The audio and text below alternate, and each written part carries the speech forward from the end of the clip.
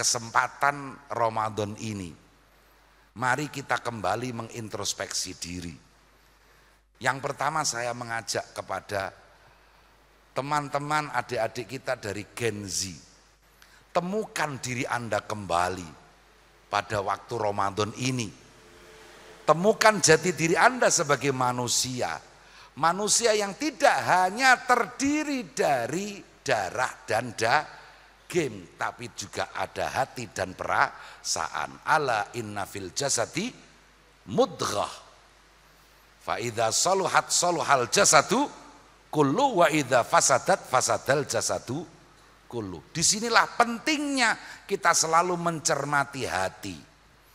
Maka quote of the night, kata-kata bijak malam ini, selalulah berhati-hati dengan hati. Nggih, ngoten mawon, ngalor ngidul iku intine ning nggone kono. Selalulah berhati-hati dengan hati. Assalamualaikum warahmatullahi wabarakatuh. A'udzu billahi minasyaitonir rajim. Bismillahirrahmanirrahim. Alhamdulillahi rabbil alamin. Wa bihi nasta'inu ala umurid dunya waddin. Allahumma fashalli wa sallim wa barik wa tarahham wa tahannan ala sayyidina wa maulana Muhammad wa ala alihi wa sahbihi ajma'in, amma ba'd. Hadaratil afadil, para alim ulama, para asatidz, bapak-bapak, sederek-sederek, pengurus makam lan masjid Menara Kudus, hadirin rahimakumullah. Alhamdulillah pada malam hari ini kita bisa muwajahah di majelis yang baik ini dengan niat baik dan semoga senantiasa mendapatkan kebaikan, amin ya rabbal alamin. Salawatullahi wa salamuhu biqaulina Allahumma salli ala sayyidina Muhammad. Semoga senantiasa terlimpahkan ke baginda Rasulullah sallallahu alaihi wasallam. Semoga kita mendapatkan syafaatnya fi yaumil qiyamah, amin ya rabbal alamin. Hadirin rahimakumullah. Kalau tahun kemarin saya cerita perjalanan ke Korea Selatan, dialog dengan penduduk setempat, inti dialog, dia bertanya kepada saya, wahai Tuan dari Indonesia, negara kita berdua, Indonesia dan Korea, sama-sama dijajah Jepang. Tetapi mengapa negara kami Korea lebih maju daripada negara Anda? Kula mboten saged jawab, kula kengken piyambaken jawab piyambak, dipun jawab, because we are building our country without the God. Kami membangun negeri ini tanpa Tuhan. Astaghfirullahaladzim. Kali ini malam ini cerita saya sekitar bulan November yang lalu, alhamdulillah pimpinan pusat Gerakan Pemuda Ansor berhasil diterima oleh Grand Sheikh Al-Azhar di Kairo. Yang di luar dugaan adalah kami serombongan bersama Ketua Umum Sahabat Adin Ad-Jauharuddin diterima oleh Grand Sheikh dengan karpet merah, dengan protokol kenegaraan lengkap. Padahal kami bukan pejabat kenegaraan. Itu merupakan sebentuk penghormatan salah satu universitas tertua di dunia, Al-Azhar Asy-Syarif, salah satu bentuk penghormatan Al-Azhar kepada Gerakan Pemuda Ansor, alhamdulillah.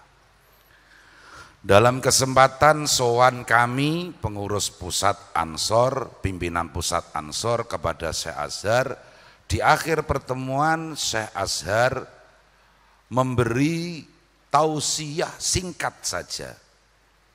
yaitu agar kita semua terus mewaspadai Wahabi dan ateis. Wahabi dan ateis. Kami asal Sendika Dawuh, kemudian kami mendiskusikan tausiah Syekh Al-Azhar itu diawali dengan keheranan. Tokoh sealim beliau memberikan tausiah sesuatu yang terus terang saja itu kuno, enggak up to date. Persoalan Wahabi semenjak awal abad 19. Persoalan ateisme mungkin sudah lebih dulu dari itu. Ateisme adalah anti Tuhan. Nah, pertanyaannya, mengapa Grand Syekh masih mewasiatkan kita semua untuk waspada tentang dua hal tersebut? Tidak perlu malam ini kita berbicara tentang Wahabi, karena sudah wadihul butlan, sudah kadung susah diajak untuk kepada kebenaran. Kok kayaknya saya terlalu fight accompli, terlalu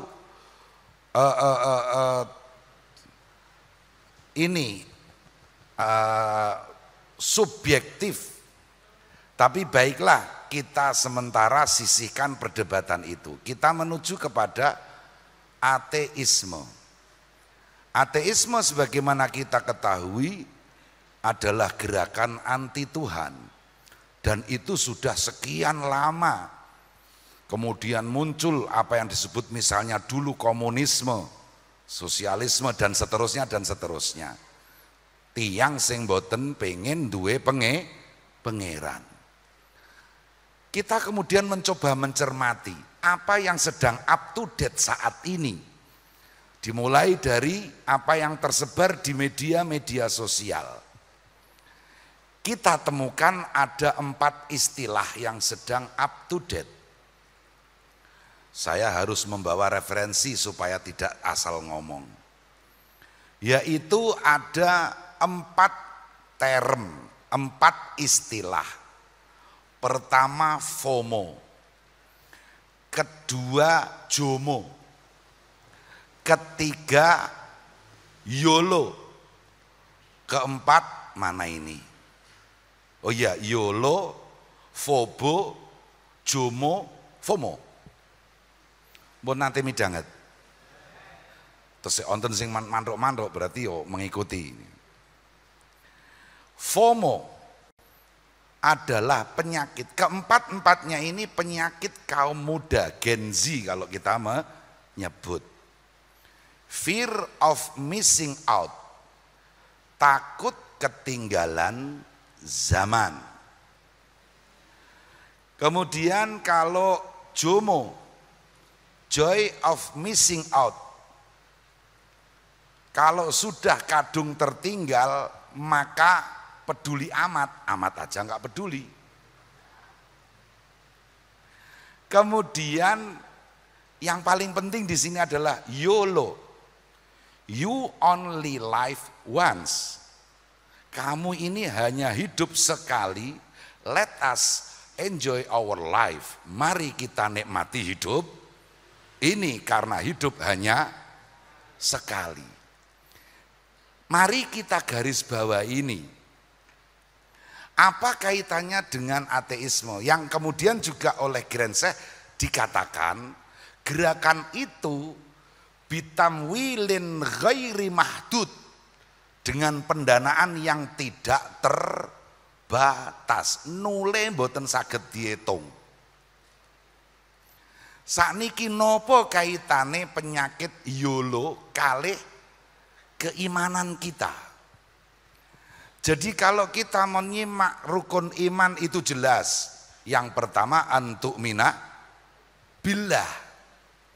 Gerakan ateisme paham kalau mereka buat gerakan anti Tuhan secara terang-terangan, maka pastilah tidak mungkin itu mendapat pengikut.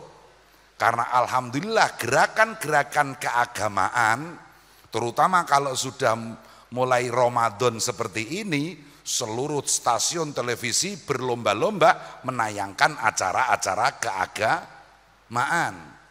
Kalau ada tiba-tiba gerakan bilang ayo kita anti Tuhan, nggak mungkin mendapatkan pengikut. Maka kemudian ini diperlunak, bukan gerakan anti Tuhan, tapi gerakan anti salah satu dari rukun iman, yaitu anti rukun iman yang kelima, percaya kepada hari akhir. Jadi dengan penyakit YOLO, kaum muda ditanamkan kepercayaan bahwa hidup kini in hiya illa hayatunat dunya namutu wa nahya. Kehidupan hanya dunia ini, tidak akan ada kehidupan akhirat. Faktanya sekarang memang kaum muda itu lebih identik dengan bagaimana enjoy our life, menikmati hidup kita.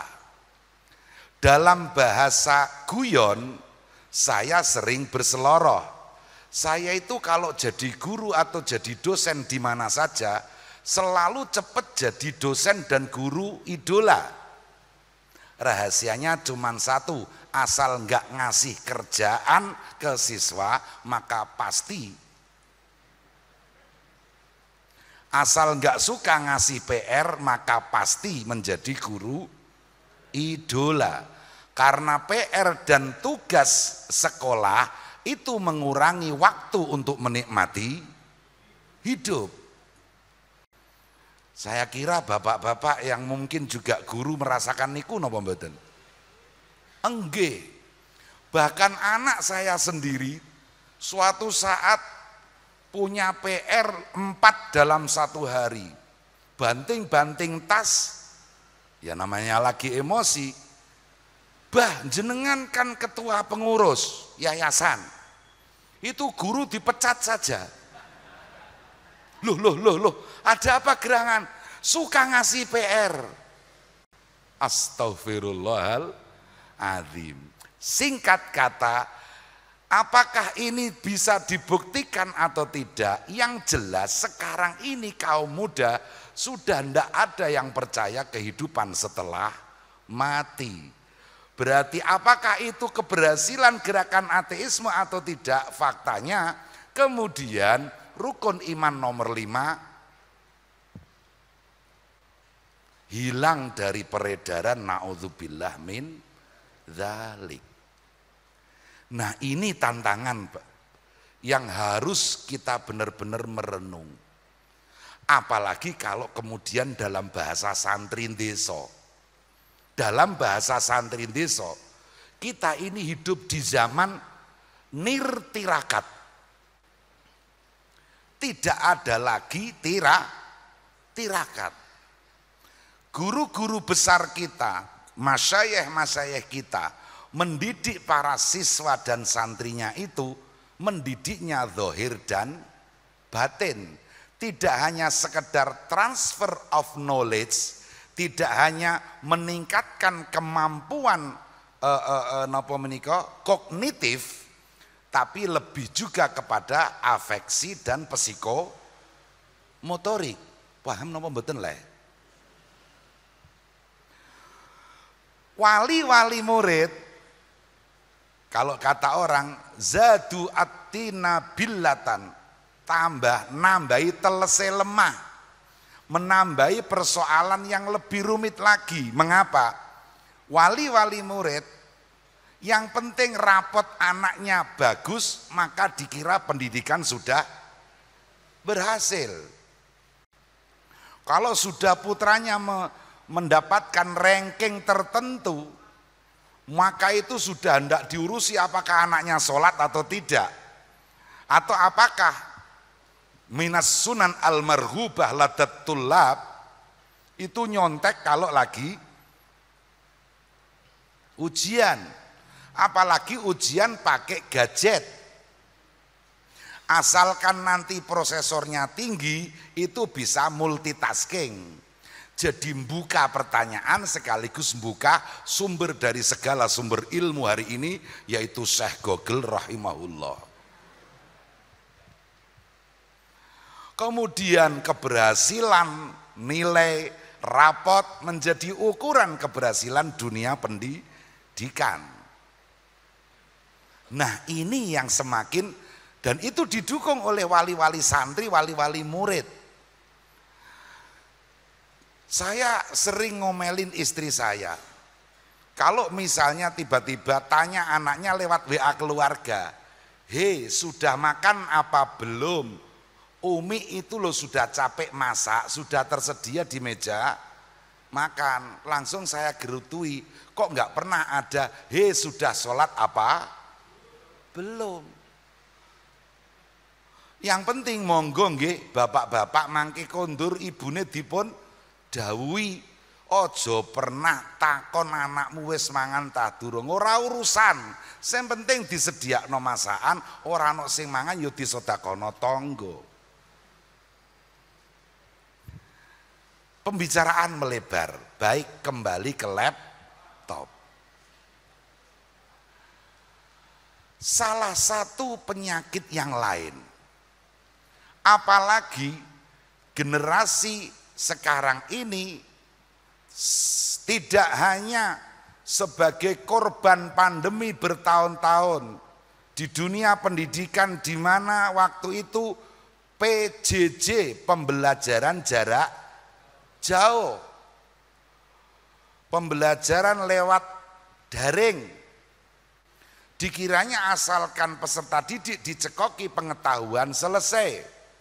Sekali lagi itu hanya sekedar transfer of knowledge, memindahkan pengetahuan, tapi transfer of etik, memindahkan etika dari seorang guru kepada murid, nol besar. Nah, tidak hanya itu, kemudian kita tiba-tiba disergap oleh perkembangan baru berjudul AI, Artificial Intelligence, kecerdasan buatan. Santri-santri kami yang dulu sudah mulai rasa-rasa ngapalno alfiyah, dengan adanya AI, wah masya Allah, zadat tinu billatan, tambah teles meneh iki lemai, gak iso dipak. Apalagi anak-anak yang mencoba setiap malam membuka-buka lembar-lembar kitab kuning untuk musyawarah, untuk bahsul masail, nyari takbir sampai empot-empotan, kita tanya meta selesai. Nggih napa mboten? Apa sing ora ana ning meta? Apa sing ora ana ning gone AI? Gonjang ganjing para rawuh. Nah, bahkan dalam pembicaraan WA grup terbatas, saya matur terbatas, yang rata-rata itu ya kula nggih santri desa kumpule nggih kalih santri desa. Mencengangkan nek santri yo iki dina yo padha wae iki lho, gampang kepencot. Napa? Gampang kepencot karo teknologi sing jenenge AI. Maka karena saya sudah bermodalkan ora pati seneng karo AI, maka saya coba cari-cari kelemahan-kelemahan AI. Di antaranya yang paling utama adalah teknologi itu hanya sekedar mesin dan tidak pernah akan punya perasaan, empati, apalagi akhlak. Niki para rawuh tema pembicaraan kita malam ini. Jadi kita hanya karena didorong ingin segera cepat-cepat apa saja. Kalau dulu mulai ada model-model instanisasi, mulai dari mie Jawa dikalahkan dengan mie instan, kopi letek dikalahkan dengan kopi instan, lama-lama belajar kitab juga instan. Berbagai metode ditawarkan di internet, 60 jam cara cepat baca kitab kuning. Nggih napa nggih? Jadi mahfuzat ala lan tanalul ilma illa bisitatin, diantaranya tulu zaman itu sudah harus direvisi. Belajar bisa cepat, segala hal bisa cepat. Dan anehnya kaum santri kepencut. Saya tahun 92 dan jauh sebelum itu guru kami Mbah Sahal rahimahullah setiap kali melepas kelas 3 aliyah, satu hal yang selalu dipesankan adalah ojo gumunan, ojo kepencut, la yakun ahadukum imma'adan. Hadis Rasulullah sallallahu alaihi wasallam, yaqulu ana ma'an nas, imma'ah ana ma'an nas. Jangan sekali-sekali kalian menjadi orang yang imma'ah. Imma'ah itu apa? Yaqulu, dia berkata, ana ma'an nas, saya itu selalu bersama masyarakatku, up to date. Bagus, tapi kemudian in ahsanan nas ahsantu. Kalau masyarakatku berbuat baik, aku berbuat baik. Lawang aku bersama masyarakat selalu up to date. Tapi wa in asa'u asa'tu. Kalau yang lain juga sudah mulai males menghafalkan alfiyah, saya juga harus males belajar seperti itu. Nah ini para rawuh, kembali kepada apakah kita memang sudah saatnya menyerah kepada mesin. Yang mesin itu memang jelas menawarkan segala sesuatu yang praktis, cepat, meskipun belum tentu tepat. Konon AI sudah mulai dibekali dengan analisa, tapi sekedar analisa data. Lagi-lagi jauh dari empati.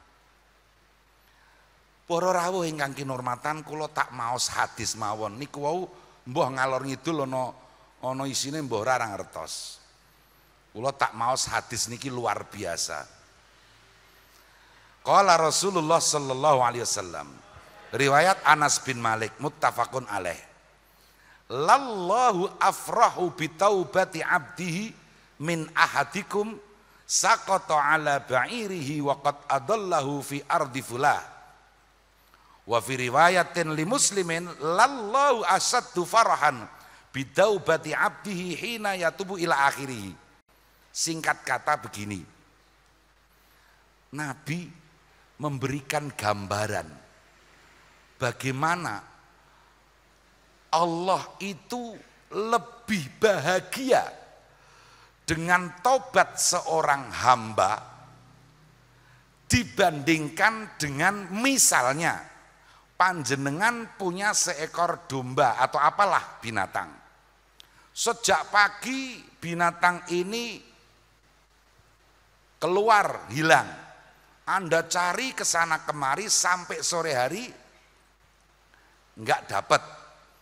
Tiba-tiba Anda leyeh-leyeh istirahat di masjid atau di mana, tertidur sejenak, tiba-tiba kaki kita dijilati oleh kambing kita. Pada saat seperti itu, jenengan tesik mangkel karo peduse arep dipecel apa dipeluk-peluk? Dipeluk-peluk ya. Alah dus. Kowe mau ning ndi to sedina tak goleki. Dosa si kambing seharian penuh seketika hilang di perasaan kita mboten para rawuh. Bahagia atau tidak dengan kehadiran sang kambing? Betapa sebetulnya meskipun kambing itu berbuat kesalahan yang luar biasa. Nah, panjenengan bisa membayangkan orang seperti itu bahagianya kayak apa? Dan ternyata Allah lebih bahagia daripada itu. Bahkan menurut versi lain, riwayat lain, digambarkan orang yang seperti itu tadi, tiba-tiba hewannya datang, itu sampai bilang, alhamdulillah, Allahumma anta abdi wa ana rabbuk, akhta'a min syiddatil farah. Saking bahagianya, sampai dia menyebut, ya Allah engkau hambaku, aku Tuhanmu. Mohon maaf langsung kemudian oleh syarah atau oleh rawi ditambahi akhta'a min syiddatil farah. Kebalik-balik dia mengucapkan alhamdulillah gara-gara saking gembiranya, saking bunganya sampai kewalik ngomong. Mestinya Allahumma anta rabbi wa ana abduka. Engkau adalah Tuhanku, aku adalah hambamu. Tapi saking gembiranya. Nah, ini gambaran kegembiraan seseorang yang mendapati hewannya kembali. Tapi Allah lallahu yaktine utawi Gusti Allah afrahu iku luwe bunga. Nah, mari kita garis bawahi hadis ini. Saya merenung lama. Ternyata hadis-hadis serupa itu banyak sekali. Suatu saat baginda Rasulullah Shallallahu Alaihi Wasallam berduduk bersama para sahabat, tiba-tiba beliau tersenyum. Tanpa ada apa-apa, tiba-tiba beliau tersenyum. Para sahabat bertanya, ada apa gerangan wahai baginda Rasul? Ajibtu min rabbin yuslihu baina ibadi. Saya heran bagaimana Allah mendamaikan dua hambanya yang sedang berseteru. Barusan aku dikasih postingan oleh Jibril. Ngoten nggih nek cara sakniki lewat WA group ngoten nggih. Ada cerita nanti di hari kiamat. Ini cerita dari malaikat Jibril dihatulkan kepada Rasulullah. Nanti di hari kiamat itu ada dua orang hamba sedang saling mengadu di hadapan Allah. Yang pertama si zalim, yang kedua yang terzalimi. Yang si zalim matur kepada Allah, ya Allah, aku selama hidupku dizalimi oleh saudaraku ini. Maka hari inilah aku ingin menuntut balas. Berikanlah seluruh kebaikan dia, pahala-pahala dia kepadaku. Jawab Allah, wahai hambaku, mohon maaf, saudaramu ini tidak punya pahala sama sekali. Maukah kau transfer dosanya? Wah ya enggak ya Allah, wong saya menuntut supaya pahalanya dia itu ditransfer ke saya, gara-gara dulu di dunia dia suka menzalimi saya. Faktanya dia enggak punya pahala, dia catatannya hanya dosa mulu. Terus mau tak transfer apa kamu? Bingung sang hamba. Wahai hambaku jangan bingung, lihatlah sebelah kananmu. Sang hamba diperlihatkan dengan surga dengan segala kenikmatannya. Sang hamba terbelalak. Itu apa ya Allah? Itu surga. Aku boleh ke situ? Boleh, tapi dengan satu syarat. Apa? Ajak temanmu yang mendolimimu itu untuk masuk surga bersamamu. Coro jenengan pripun? Enak endi? Sak jeke urip ora duwe ganjaran. Lho kok malah iso mlebu swarga? Paham nggih? Enak pundi? Ada lagi itu yang riwayat lain yang lebih aneh lagi. Ada seorang itu selama hidupnya suka menipu. Termasuk suka punya tim ses tertentu yang menyebarkan citra-citra positif. Buzzer, nah buzzer.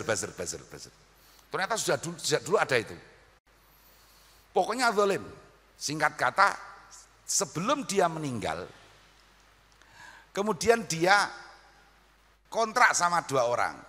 Wahai sahabatku, aku pingin bikin kontrak pada kalian berdua. Nanti kalau aku mati, pada saat Mudin bilang, menika mayitipun saya napa saya, berikanlah kesaksian bahwa aku orang baik sampai aku dikuburkan di liang lahat. Pokoknya selalulah bilang kami berdua bersaksi bahwa ini orang baik. Singkat kata dia mati itu dilakukan, kontraknya benar itu. Setelah itu datanglah malaikat rahmat dan malaikat azab berebut. Tiba-tiba Allah berkata, hei tinggalkanlah dia. Kenapa ya Allah? Sudah terlanjur ada orang yang memberi kesaksian bahwa dia orang baik. Aku tidak mungkin mengecewakan itu. Maka orang itu kemudian masuk surga. Uripe nipu, matine ya nipu. Niki hadise sahih tah mboten, sing penting ning kitab-kitab ana. Kula jarak mboten ngelirik takhrije. Nggih, tapi apa? Ini loh, sekedar contoh, hal-hal seperti ini tidak mungkin menjadi wilayah AI. Kembali ke tadi. AI itu pokoknya yo wis programmer, diprogram. Nek iki salah yo neraka. Tidak ada rahmah, tidak ada hak prerogatif Allah. Nanti lama-lama seperti Mu'tazilah, kalau orang dosa besar ya harus dimasukkan neraka. Kita Ahlus Sunnah wal Jamaah kan semuanya terserah kepada Allah. Yamhullahu ma yasha'u wa yusbit. Allah bisa saja menghapus segala hal. Allah dengan hak yang istimewa, hak prerogatif, bisa saja memasukkan orang seperti yang barusan cerita itu tadi. Maka sekali lagi Rasulullah bersabda, ajibtu min rabbin yuslihu baina ibadi. Saya heran caranya Allah mendamaikan kedua belah pihak kok seperti itu. Nah, hadirin rahimakumullah, alhamdulillah sudah hampir selesai jatah saya. Yang penting di sini apa? Kehidupan kita semakin hari semakin kering. Sudah seperti itu tadi, ditambahi satu hal, yaitu ketidakpedulian yang semakin menggejala. Saya sering berusaha berteriak-teriak di mana-mana, kita ini darurat perasaan. Tidakkah panjenengan perso, terutama di perkotaan, ada pintu gerbang ditulisi dilarang parkir di depan pintu gerbang. Pemandangan seperti itu biasa napa mboten? Biasa. Inna lillahi wa inna ilaihi rajiun. Itu pemandangan yang menurut saya mengiris-iris hati. Itu pemandangan yang menurut saya tidak normal. Mengapa? Mari kita bertanya, apa yang disebut dengan pintu gerbang? Adalah sebuah bangunan yang di situ dipergunakan untuk lewat, keluar dan masuk. Ngoten nggih pengertian pintu gerbang? Napa pintu gerbang niku pengertiane nggo parkir? Lah tapi mengapa harus ada itu? Karena orang sudah tidak punya kepedulian, mau parkir di sini, peduli yang lain, amat aja nggak peduli. Paham nggih? Ketidakpedulian ini yang luar biasa. Salah satu wasiat Kanjeng Nabi Muhammad sallallahu alaihi wasallam kepada Sayyidina Ali karramallahu wajhah. Ya Ali, isna'il ma'ruf walau ma'as safalah. Qala Ali wa mas-safalatu ya Rasulullah. Wahai Ali, tetaplah berbuat baik meskipun dengan orang-orang safalah. Apa itu orang-orang safalah wahai Rasulullah? Rasulullah menjawab, alladzi idza wu'idha lam yatta'idh wa idza zujira lam yanzajir.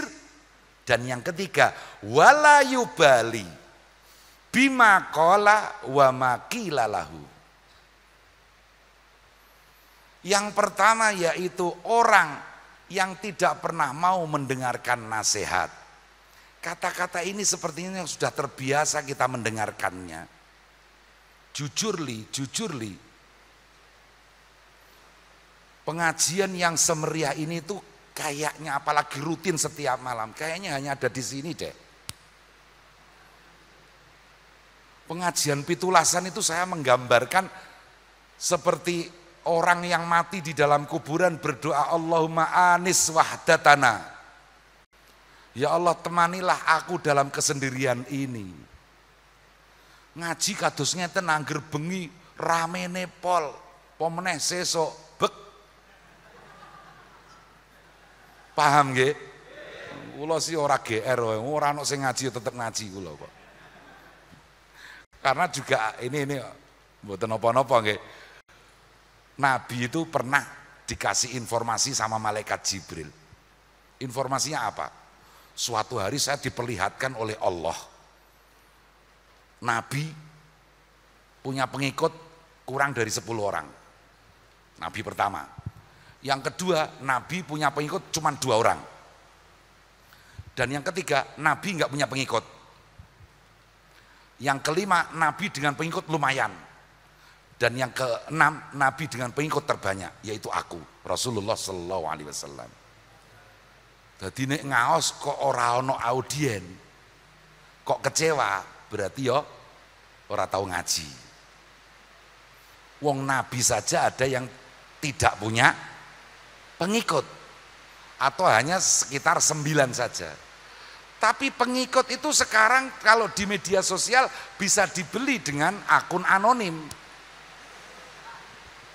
Tiba-tiba tayangan itu sekali tayang setengah detik, wah likersnya ribuan, bisa dibeli.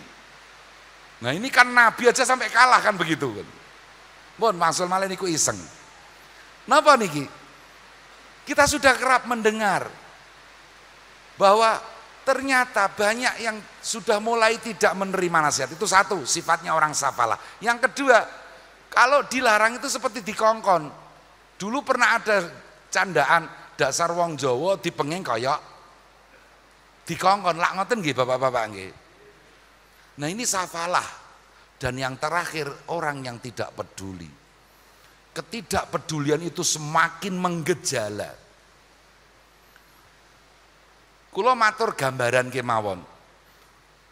Kula niku yo elek-elek duwe santri. Tapi kula perhatosake santri kula niku saya unik.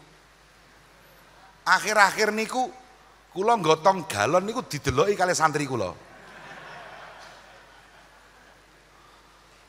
Kula alhamdulillah. Alhamdulillah saya hari ini punya pahala nggotong galon. Tapi sepupu saya ngerosting. Sakene duwe santri ora gelem ngewangi. Suatu saat saya keluar marah saya gara-gara apa? Setelah tarawih pembatas jamaah putra dan putri itu dibiarkan sama santri saya sehingga darus terhambat. Saya marah luar biasa, tapi nangis berikutnya. Kok ora do peduli babar blas, wis ngerti biasane bar traweh darusan panggonane mung siji. Padahal ini pahala. Nggak peduli. Ketidakpedulian itu memang saya hanya bisa menggambarkan dalam hal-hal yang sepele, bapak-bapak, saudara-saudara. Tapi ini juga termasuk ke dalam hal-hal akhlak. Dulu, kalau boleh saya cerita, ada pelanggaran moral di suatu komunitas, di desa misalnya. Kalau dalam bahasa orang Arab, qamatid dunya walam taq'ud. Jadi misalnya mohon maaf di suatu desa ada perselingkuhan konangan. Itu menjadi top trending berbulan-bulan. Orang sama-sama menahan diri, sama-sama ketakutan, sama-sama getun. Tapi sekarang yang penting bukan saya, yang penting bukan anak saya, yang penting bukan murid saya. Ketidakpedulian ini semakin menjadi ciri hidup kita saat ini. Padahal Allah berkali-kali menggunakan kosakata tidak peduli, dan itu digunakan oleh Allah dengan dua posisi yang saling berjauhan, aqsal yamin wa aqsal yasar. Contoh yang aqsal yamin yaitu apa? Bahwa ketika wallahu yatawallas shalihin, Allah mengurusi segala keperluan kehidupan orang-orang soleh, sehingga kemudian jangan pedulikan lagi selama Allah lah yang mengurusi. Itu penggunaan kosakata tidak peduli secara positif. Tapi simaklah penggunaan kosakata tidak peduli yang negatif. Adkhaltun nara wala ubali. Akan aku masukkan ke neraka dan aku tidak akan peduli sama sekali. Seperti itu ketidakpedulian itu imbasnya. Sehingga Allah yang Maha Rahman dan Rahim dalam kasus-kasus adkhaltun nara wala ubali, seolah-olah Allah tidak lagi menggunakan sifat Ar-Rahman dan Ar-Rahim.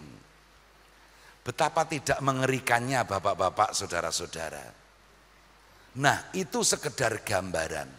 Sekarang terus pripun? Saya tadi iseng di perjalanan tanya kepada Mbak Meta. Ketika teknologi AI ini tidak punya empati, ketika teknologi ini tidak punya perasaan, ketika teknologi ini etik, tidak punya etika, terus apa pemecahannya? Kesemuanya muter-muter. Mbak Meta kali ini kebingungan dengan pertanyaan saya.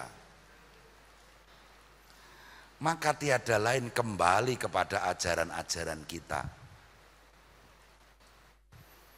Ojo gumun, ojo kepencut. Betapapun secanggih-canggihnya teknologi, kita ini manusia yang punya indera keenam,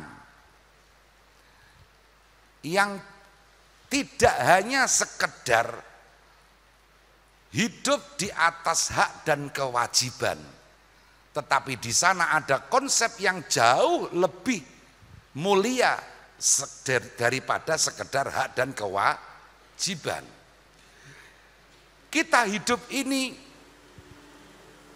masih belum bisa melaksanakan seluruh kewajiban kita, dan pada saat yang sama kita cenderung ingin menuntut hak. Dalam arti kata, neraca perimbangan antara hak dan kewajiban masih terus jomplang. Akan tetapi hingga pun ketika masyarakat semua ini melaksanakan kewajiban-kewajibannya, kita sebagai umat manusia melaksanakan seluruh kewajiban kita dan memenuhi hak orang lain atas kita, itu pun belum cukup. Sebab di atas hak dan kewajiban ada konsep al-ihsan. Konsep inilah rupanya yang menjadi sesuatu yang belum dipahami oleh teknologi. Konsep al-ihsan. Al-ihsan itu konsepnya apa? Wa ahsin kama ahsanallahu ilaik. Berbuatlah ihsan. Setidaknya berusaha meniru seperti apa Allah berihsan kepada kita. Ihsannya Allah kepada kita itu tidak ada batasnya. Digambarkan contoh tadi, pada akhirnya orang yang didolimi, yang terdolimi, yang didolimi, yang mendolimi, semuanya dimasukkan ke dalam surga. Ini sebentuk ihsan yang tidak ada bandingannya. Dalam kehidupan keseharian, saya berulang kali matur, apakah seorang suami dan istri ketika sudah melaksanakan kewajiban masing-masing menjadi jaminan rumah tangga itu harmonis? Tidak, sebab diperlukan ihsan. Ihsan itu adalah, kalau bagi suami, tidak hanya jangan menyakiti istri, tapi siap disakiti oleh istri. Niki, wong sak niki ngalahan niku meh ora ono. Nah niki cooling downnya di situ. Wong kabeh-kabeh kepengen nuntut HE padahal kewajibannya durung karuan dilampahi. Hingga pun ketika kita memenuhi seluruh kewajiban, bagaimana kita at-tanazul anil hukuk, berkonsesi, menanggalkan, tidak mengambil hak kita. Apa meneh hakku direbut wong, wah harga mati diperjuangkan. Nah inilah, jadi intinya bapak-bapak, ibu, saudara-saudara, pada malam ini saya ingin mengetuk pintu kita semua untuk kembali kepada kehidupan kita yang dulu yang indah, yang didasarkan dengan harmonisasi. Nah ini kata-kata harmoni ini menurut Mbak Meta juga nglambyar. Padahal sebetulnya wis pokoknya angger podo apikane uripe ya apik, amin ya rabbal alamin. Ini belum kalau kita baca, ini ada tadi materi yang sudah saya siapkan tapi nggak berani saya baca. Al-Fathur Rabbani karya Syekh Abdul Qadir Al-Jilani. Saya kalau membaca ke situ itu nggak berani, hanya angen-angen tok. Betapa kita ini jauh dari kehendak Tuhan. Tuhan selalu mendekat, tetapi kitalah yang selalu menjauh. Maka kesempatan Ramadan ini, mari kita kembali mengintrospeksi diri. Yang pertama saya mengajak kepada teman-teman adik-adik kita dari Gen Z, temukan diri Anda kembali pada waktu Ramadan ini. Temukan jati diri Anda sebagai manusia.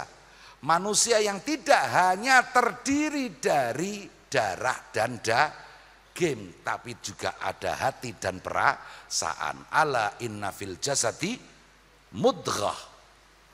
Fa idza saluhat saluhal jasadu kullu wa idza fasadat fasadal jasadu kullu. Disinilah pentingnya kita selalu mencermati hati. Maka quote of the night, kata-kata bijak malam ini, selalulah berhati-hati dengan hati. Nggih, ngoten mawon, ngalor ngidul iku intine ning nggone kono. Selalulah berhati-hati dengan hati.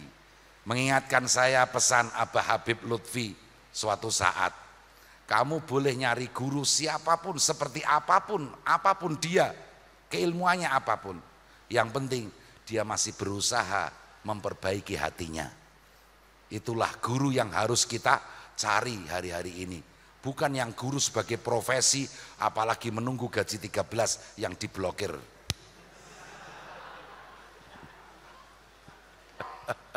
Bos yang belum juga turun, nggih. Astaghfirullahaladzim. Kita dulu itu diajar oleh guru-guru mulia yang selalu mengajar kita melalui hati.